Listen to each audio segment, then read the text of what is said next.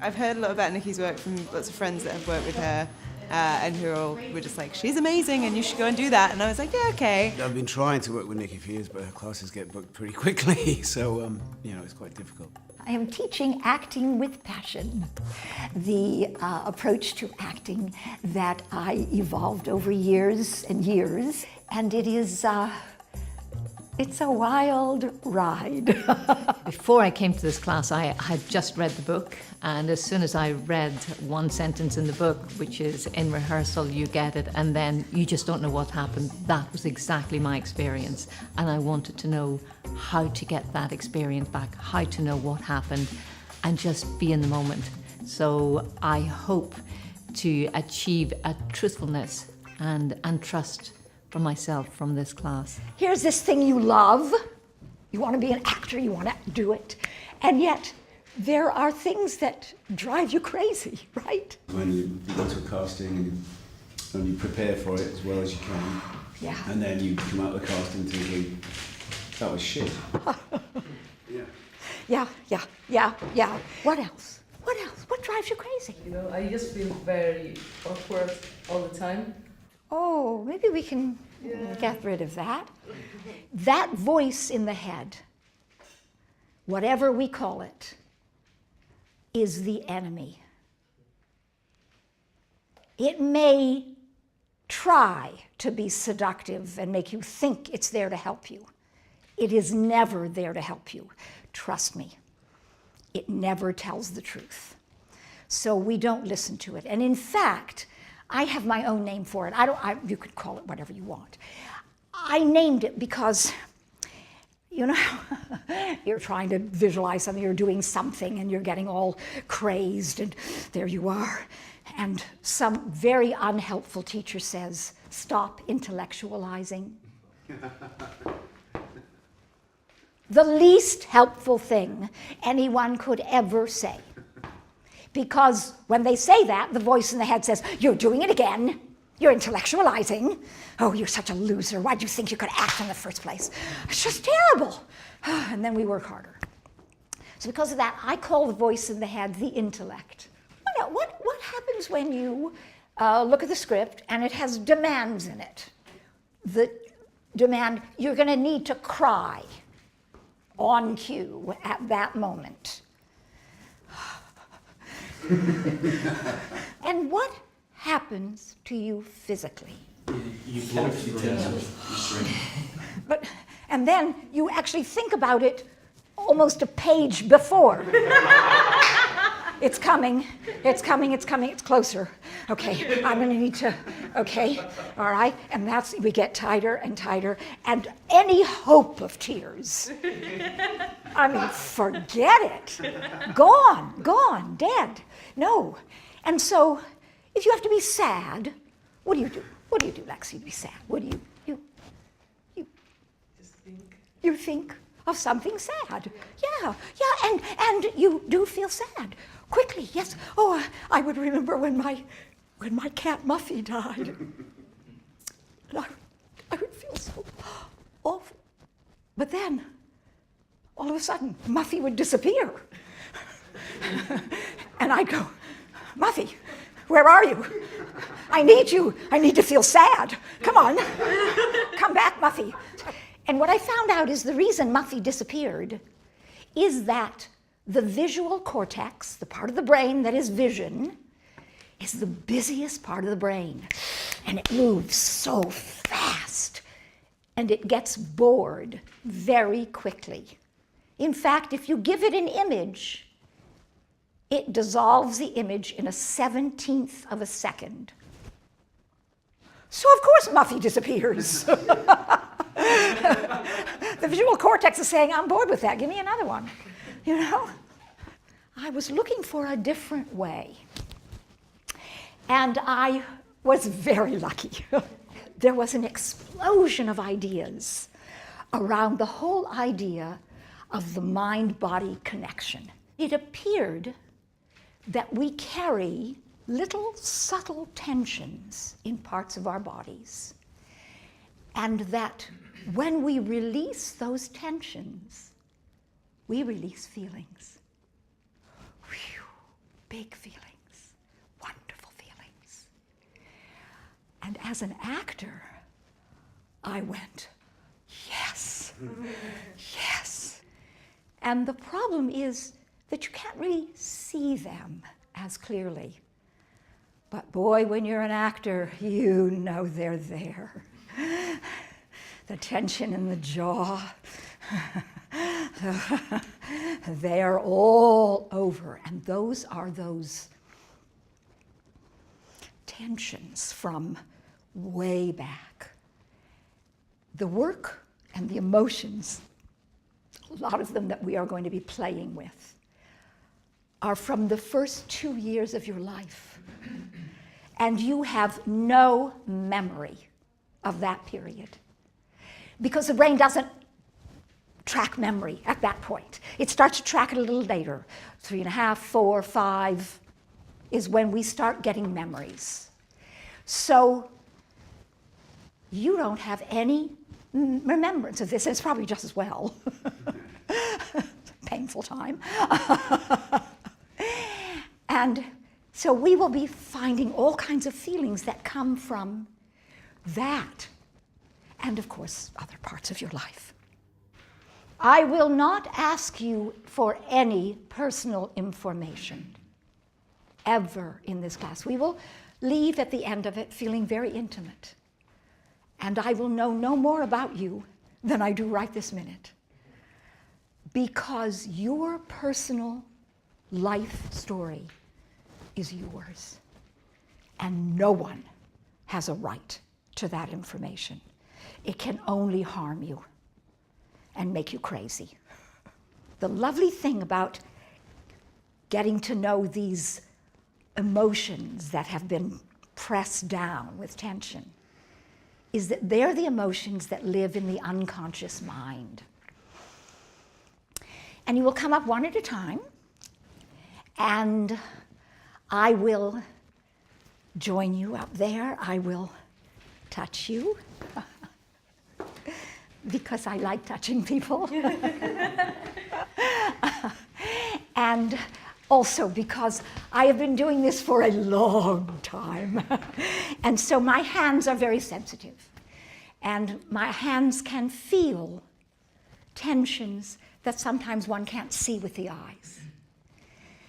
As I stand near you, I will give you phrases to say that have emotional reverberations in them. I love you, I hate you, don't leave me, don't hurt me, etc. So I will say these phrases, and you just repeat them after me. And in fact, I will say many of them in a childlike voice.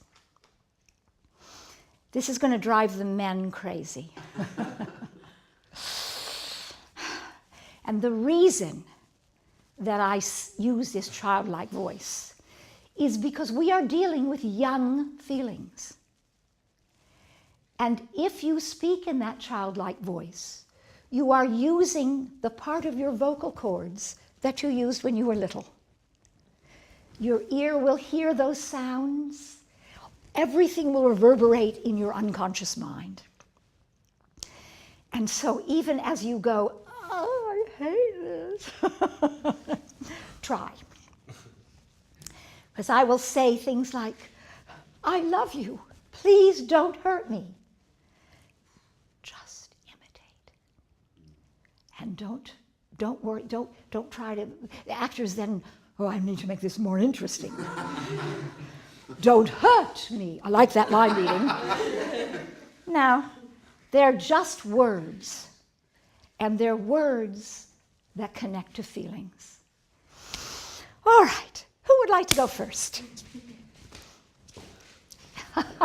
Oh. Jason. That's the problem with sitting in the front. It's the best view.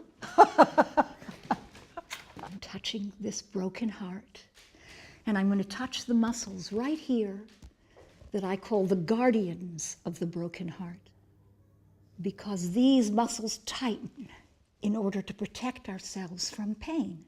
And I'm going to touch you here where all that terror lives, all the fear. And I'm just going to touch your mouth where you learned to hide your feelings when you were little, and touching the bravery muscles where you learned to hold back tears.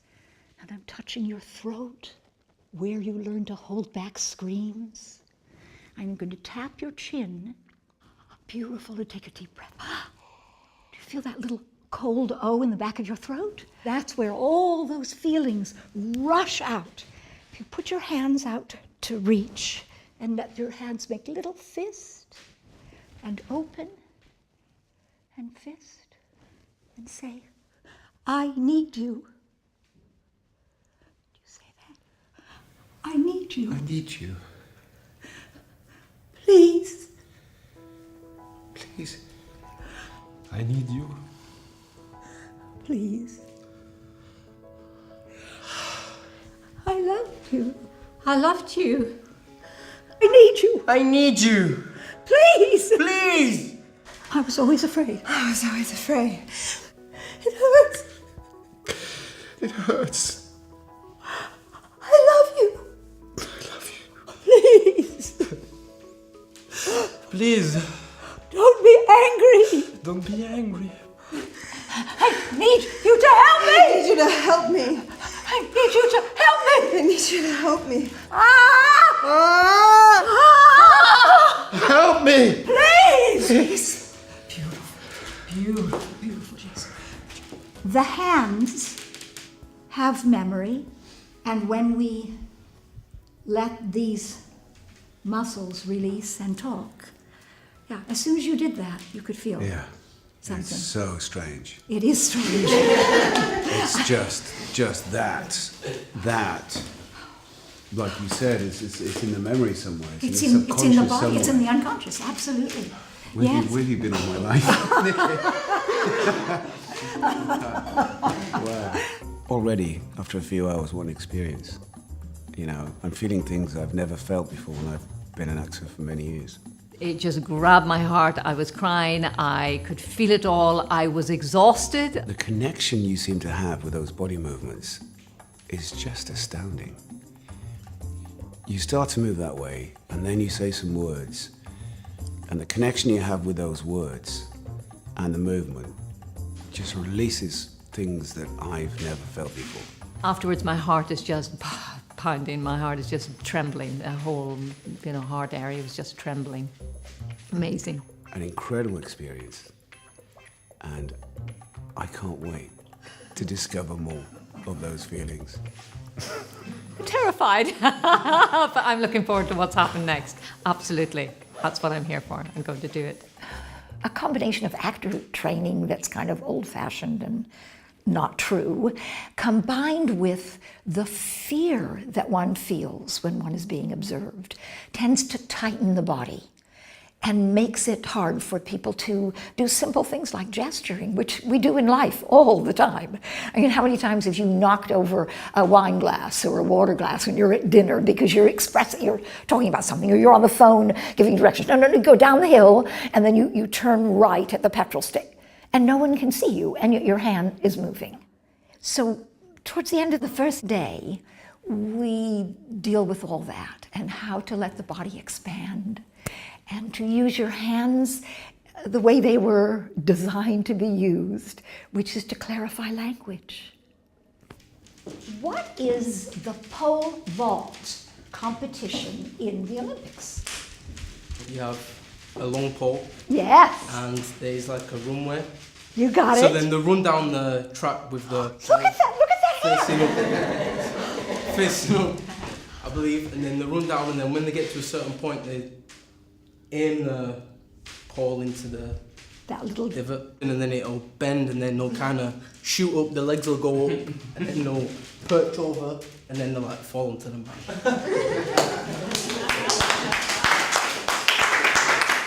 so have you done that? If only I could. Look at how his body knew. I have to wear a kidney belt because of like the pressure on the internal organs. There's a lot to do with like breathing properly so that your kidneys don't just like at the side. Which I assume is what it's there for, but I don't really know. Terrific, terrific. Can you lift that for us one more time and just show us now that you know all of these? So They usually. It was pretty scary the first time because it is weird. Like I think we can just be open about the fact that it's weird. But it works. So you kind of get up there and you don't really have any choice in the matter. But also feels really safe. People worry about like emotional recall, like it being safe and stuff for actors, and you're going to be left like in a really fragile state for the rest of the day. But you feel really good. So I like that. I was like, it's practical, it's physical, it's repeatable, and I don't feel like it's going to have any negative impacts on my mental health. the second day is more emotional release, and then more about gestures. We talk about character. The third day is, again, more emotional release. People go through this process of what people now call flaxing. When we have gone through that twice with me guiding the person, then we do experimenting with monologues and letting them assume different character. And on the final day is what it's all leading to, which is that they don't need me. Once this is in their bodies and in the muscles of their bodies, they can do it themselves. So, what is this self-tuning? Well, basically, you're going to do what I've been doing to you.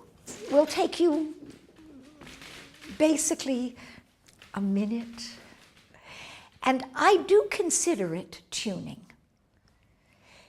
Your instrument is your body, your voice, and your emotions, right? That's what you got. And just like if you were playing an instrument, you need your emotional instrument in tune.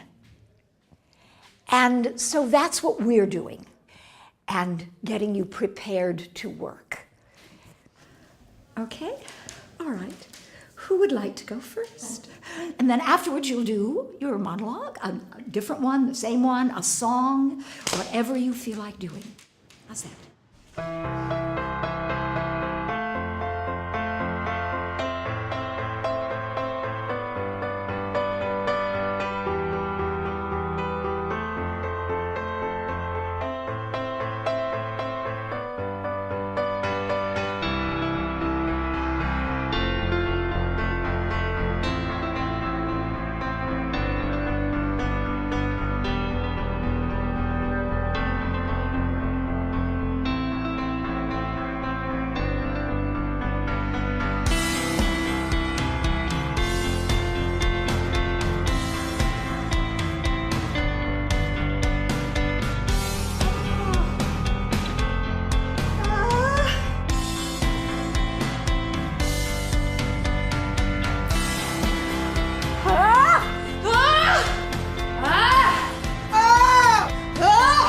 This is my body.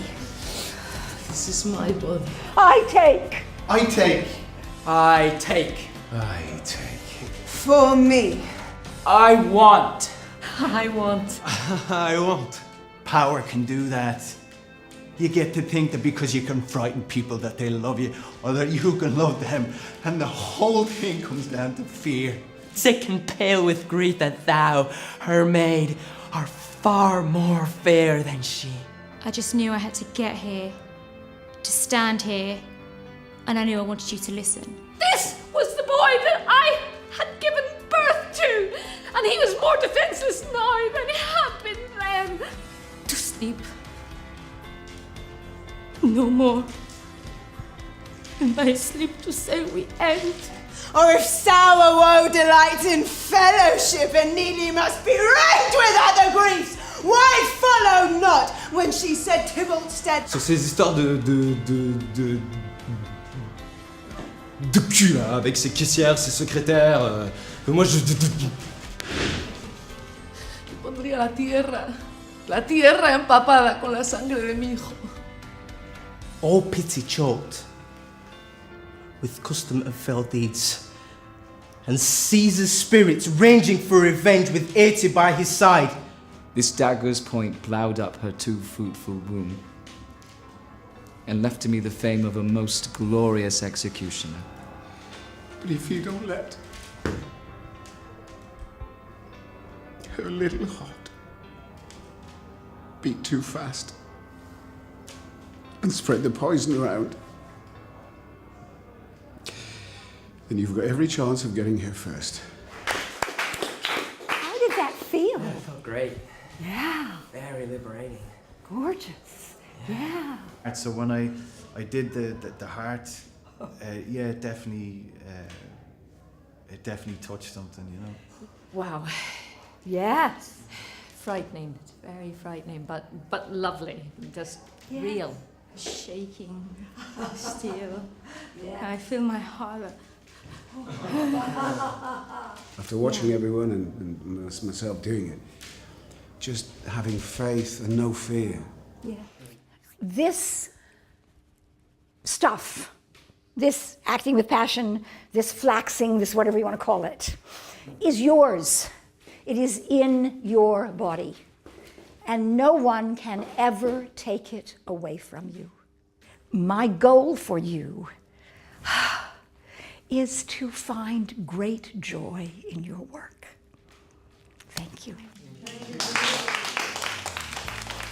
It's confirmed a lot of what I'd been beginning to think about, like an approach to my work that I preferred, and was like, oh, is that just me? And then I turned up and I was like, yes, she thinks, okay, that's nice. This thing is terribly easy. Terribly easy. And there's no hard mental work or hard preparation I need to do. It's just, you know, I just go with my body and that's it. Like something that you never felt before in your body. So simple stuff that made you being in another place. Now I feel more confident going forward with what I've learned this week. You know? Just what you come away with, like just feeling just freer and you know, you've done it once, okay, and you can do it again, you know. It is tiring, though, isn't it? It's exhausting. Yeah. I feel really great. I feel wonderful. I feel transformed. And I feel lighter, like layers have just come off and just free, really free.